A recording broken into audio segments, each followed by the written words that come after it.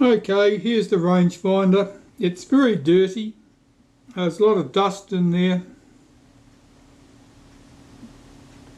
Both surfaces of the rear glass, both surfaces of the front. The semi-silvered mirror here, that's quite dirty on the front surface. That's the plain glass surface. The rear surface is silvered. I'm not going to touch that. The front surface I will clean before I put this into the ultrasonic cleaner. Right, so I've got a tool here to undo this for me.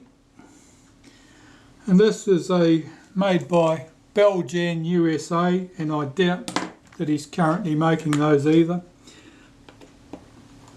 But once upon a time Mr. Beljan was making those, along with the Beljan tool that I use for removing the retainer ring.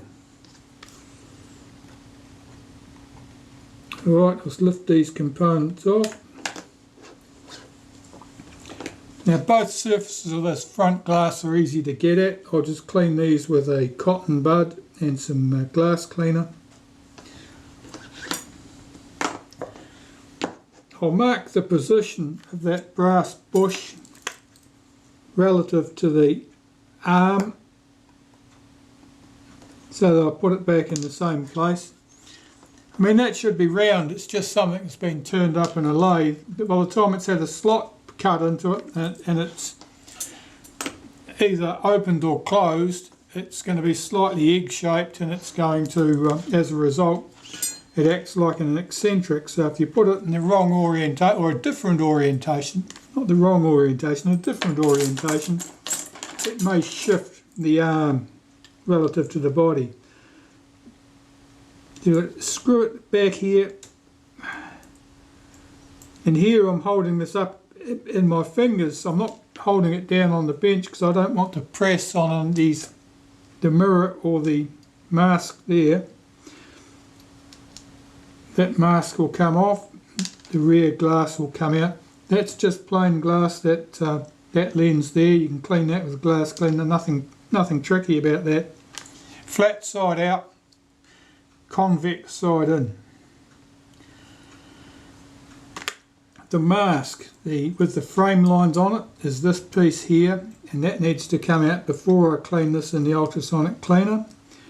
And this may or may not have shims underneath it between the mask and the body of the rangefinder. Yes, there's one there. It was that bright washer, and that just controls its position inwards or outwards relative to the optics here. So make sure you don't lose that and it goes back in place. So the body here, well, I want to clean this surface here to get any oil or grease off it, since I don't want oil and grease in the hot, warm soapy water that I'll be using to clean the mirror. So I want all that off, just so it's not dirtying things up. Now I can remove the old grease from here while I'm at it. That's much less fussy. Now here, this is a front surface silvered mirror. It's got a lot of marks on this one.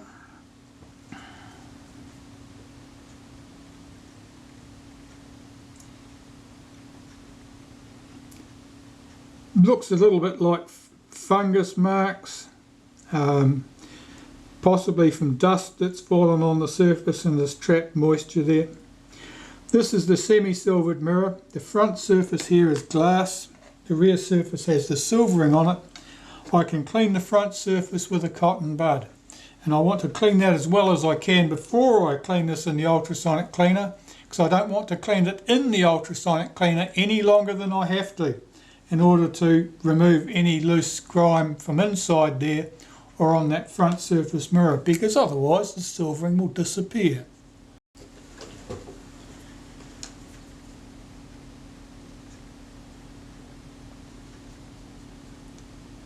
This surface is pretty grimy. This is usually the dirtier surface. The other side of that is usually cleaner because it's not so open to the atmosphere.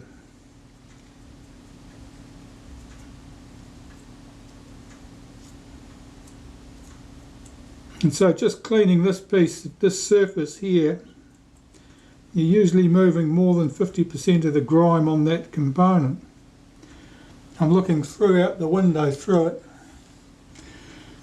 It's a little bit hazy, but that surface, at least that front surface, is now sparkly and clean. The inside surface somewhat less so. Hopefully that'll clean well in the ultrasonic cleaner, which I'm about to do. And how I do that is I put that in a small drinking glass in hot water, a couple of drops of dishwashing detergent, and then put the whole thing into the ultrasonic cleaner surrounded by warm water. Give it 3 minutes. I don't give it any longer.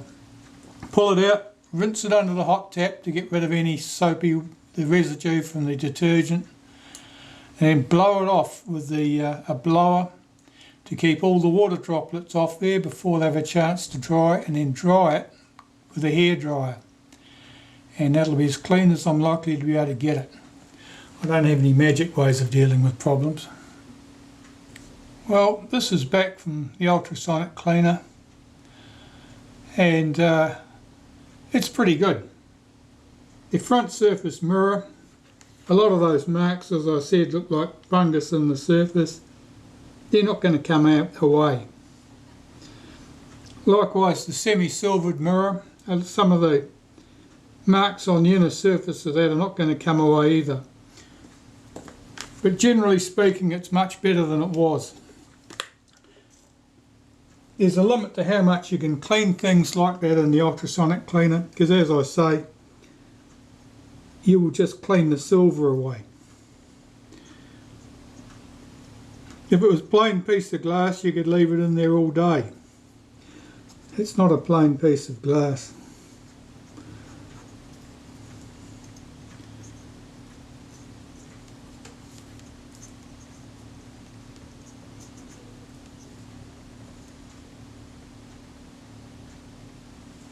That looks very good.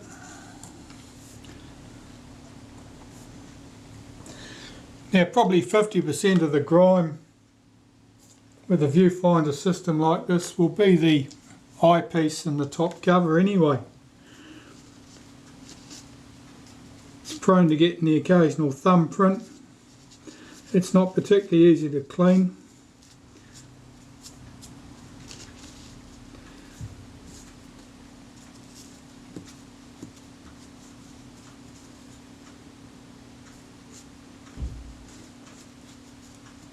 Just cleaning the bulk of the grime off this eyepiece lens, and I'm looking at it, there's some marks on that surface. I think it's actually it's around the outside rim, and I think it's probably a transfer from this mask where the paint on that is effectively transferred over to it. It won't intrude in the optical part of that at all. That looks good. So with something like this, it's very hard to get that clean and get it in position without covering it in fingerprints in the process. So what I'm going to do is put it on upside down for the moment. Make sure I've got this surface, the convex surface, clean. There's no fingerprints on there. No smears, no specks of dust.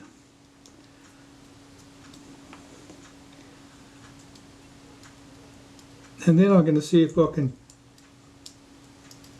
pick it up and put it back in upside down.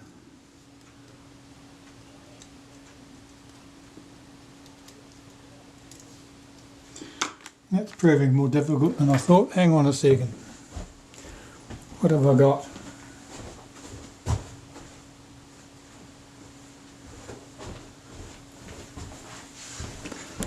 No, that's not going to work either.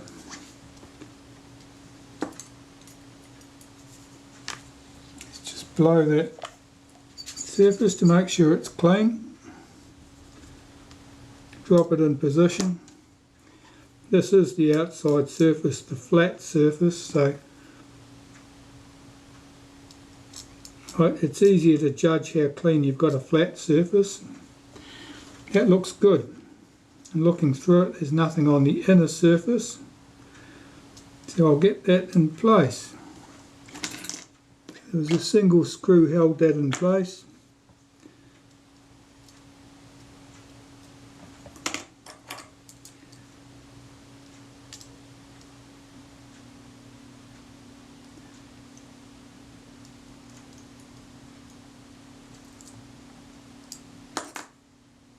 That looks good.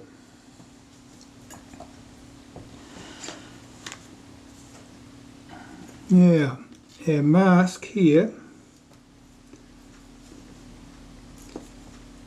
those frame lines are there in negative on a what's effectively a piece of film,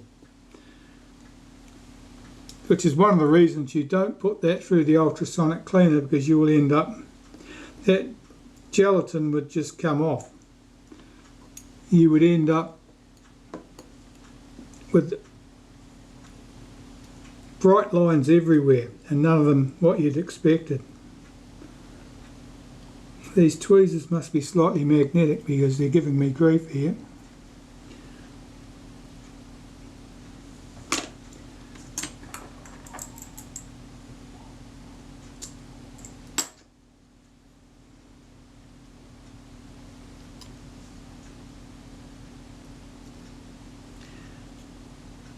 Sometimes with the frame lines on one of these Retina 3C, 3 big C or 2 big C cameras, you will have extra bright lines in the finder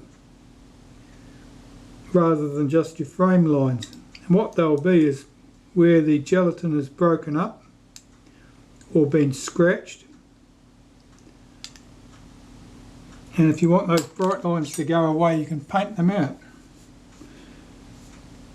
Painting them on that surface there, and those lines are pretty small. You can do it with some black paint on a toothpick. I'm just looking through this to see how clean it is. Yeah, that looks adequate. Right, and that's entertaining. It also means that if you decide you didn't want the frame lines, occasionally people will approach me and say that they don't want the telephoto and the wide angle frame lines. Can I remove them? You can remove them by painting them out. That is not necessarily a reversible procedure. If you change your mind later, you're not getting them back. So usually when I point that out, a lot of people change their minds about wanting to see the back of their frame lines. Okay, let's get this in position. I'll give that base of this just a light wipe with some molybdenum paste. Get the spring in position there, pull that across. Am I in frame? Only just, that's enough.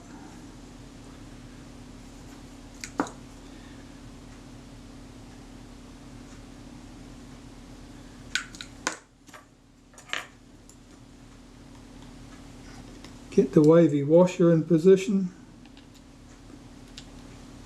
Get that screw there and do it up. I've got a pair of stiff tweezers here which I'll use to run that screw in.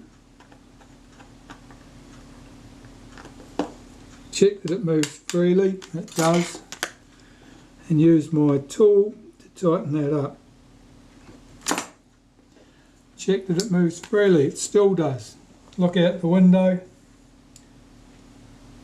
My vertical alignment's very good, my horizontal alignment is slightly out.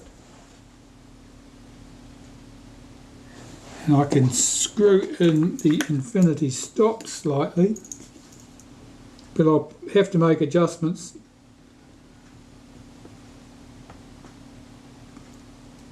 to the arm anyway.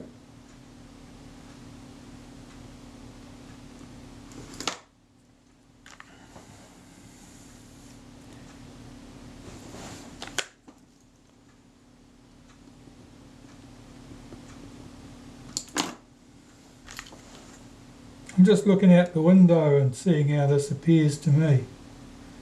That's good. Right, that's ready to go on the camera body. And fortunately the camera body's ready, so we can put that in place. If I can just find the screws.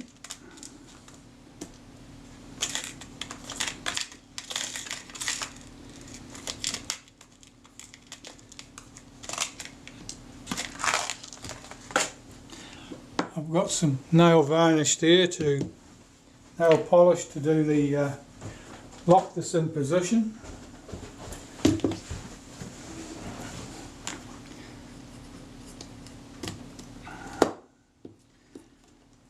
I'll zoom out.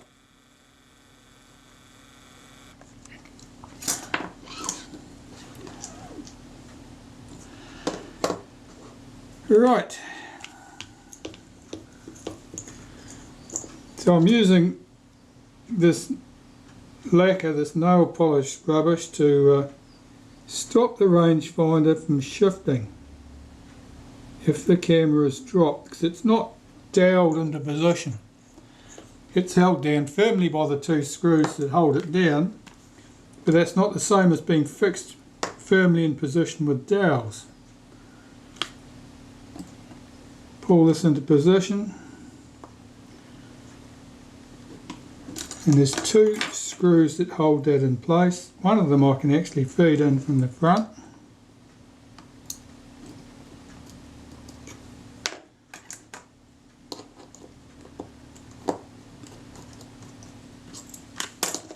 The other one I've got to drop in from the top.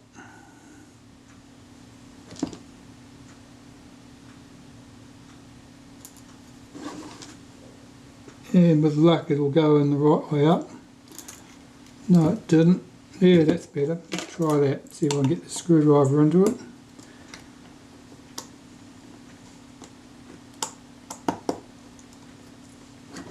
Alright.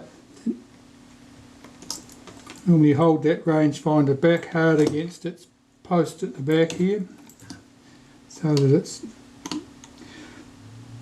rigidly positioned. Now as I swing my focus, you can see the arm on the rangefinder swinging in and out. I'm going to look out the window and see what the alignment's like for my images. They're pretty good. They do not meet at infinity. The lock screw for the adjustment is here. The adjustment screw itself is here. Turn that slightly.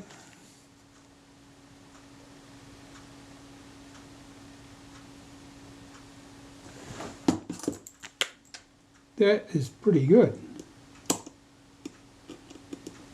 I'll do the lock up and check again, because when you do up the lock you often find that things move slightly. Now that seems to be quite good.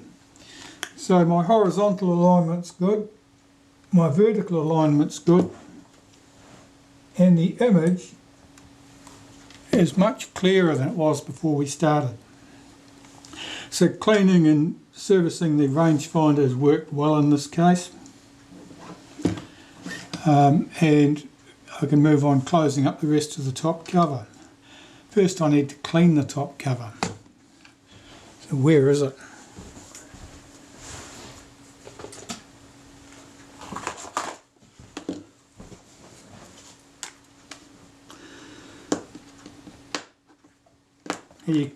There's not much you can disassemble with a Retina 3 Big C top cover. The shoe you can take off, and that's worth taking off so that you can do a thorough job of cleaning the top cover. Often you'll find filth trapped underneath here, which might promote corrosion. There's dust and all sorts there. And the glass for the rangefinder windows here at the front can be pulled out for thorough cleaning. That's about it. There's nothing more you can take off there conveniently in order to clean it. So at that stage I use some naphtha on a cotton bud, and usually I'll start where that shoe was I'm rotating the cotton bud so I'm not grinding that grit back into the top cover. And a lot of those marks will come away. They're very superficial. Some of them won't come away. They're pits in the chrome.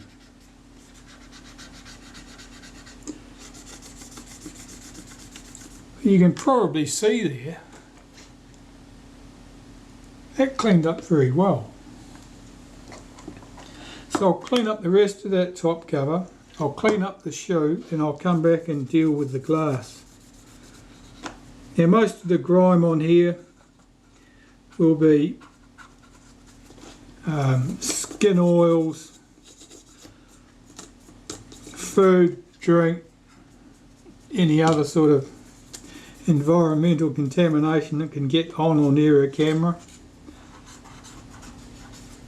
Around the bottom edges, around here, a lot of those marks will never come off. A lot of those will be corrosion. And that'll be where some moisture or contaminant has got down on the top cover, and this has been trapped against the chromed brass trim around the top of the camera, and it's just corroded away in the corners. Because of course you can't see those areas, they're hidden.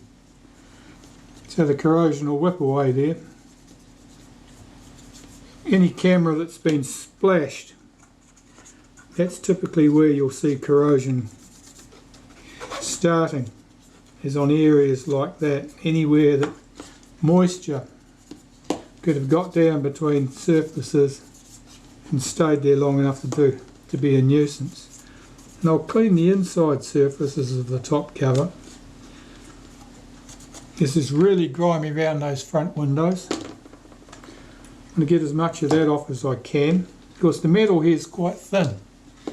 Be reasonably careful about how you go about cleaning it, because you'll end up bending stuff, and it can be a bugger getting things to thin pieces of sheet metal like that to lie flat after they've been bent. So the answer is don't bend them. And if they're going to have to stay a bit dirty because you can't get in there to clean them without bending them, then they're going to have to stay a bit dirty.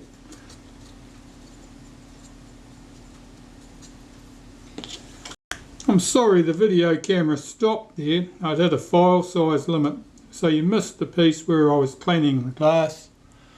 But I've cleaned the glass, put them back in, cleaned the back window there too, and the meter window on the top. There was nothing exciting about that. I just used normal domestic window glass cleaner and a cotton bud, and all of those surfaces are now nice and clean.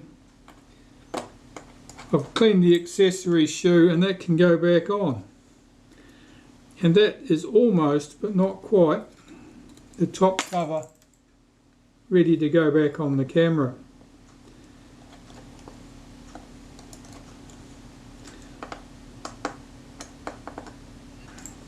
And I say not quite because the little rubber buffer that fits in here and holds the exposure meter down in place hasn't been put back yet. So first I will clean the area it's going to fit with a bit of solvent. Being careful not to splash it anywhere else.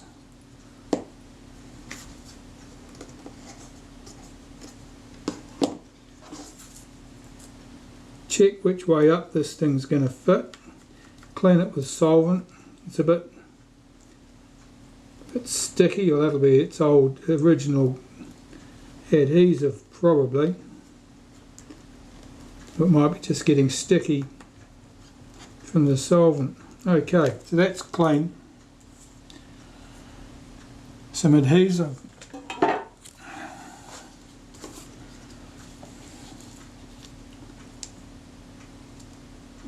And I see, to add insult to injury, the video camera is once more grizzling that the battery is flat. So if I can pick this up with my tweezers, see if I can That's it. Get some adhesive on there.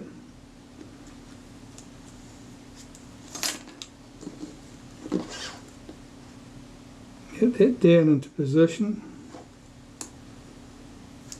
Well, stabbing it with the tweezers was a clever idea when I wanted to pick it up. Of course, it wasn't very good when I wanted to put it back down.